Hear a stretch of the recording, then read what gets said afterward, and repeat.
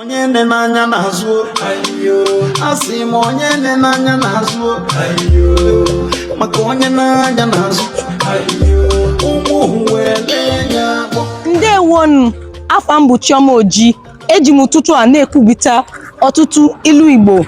Ịma na ndị Igbo si na ilu bụ mmanụ ndị Igbo ji eli okwu. Gee ntị ka ịnụ ilu dị iche iche. Abacha nne n'anya na-azụ nwata nwanyị jiri ya akpọ. Ndị Igbo si na eme ngwa ngwa emeghari ọdachi. This means that a stitch in time saves 9. Before you think of wasting your time in a particular situation in life or procrastinating on the things you think you can do later, why not start now so you don't regret it?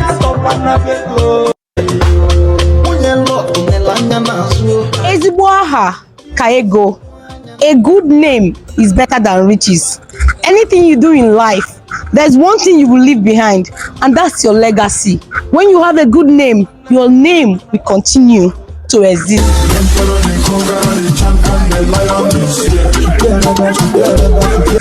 Nwata kpata akụ, ọ kpata ndị iro.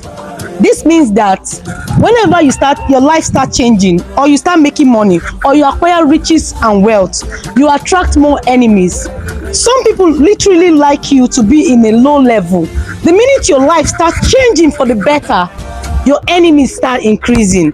Nwata kpata akụ, ọ kpata ndị iro. Daalụ maka ige ntị.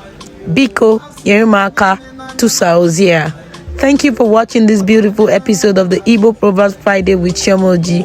Stay tuned next Friday. Share, like, and follow. Thank you. Instagram something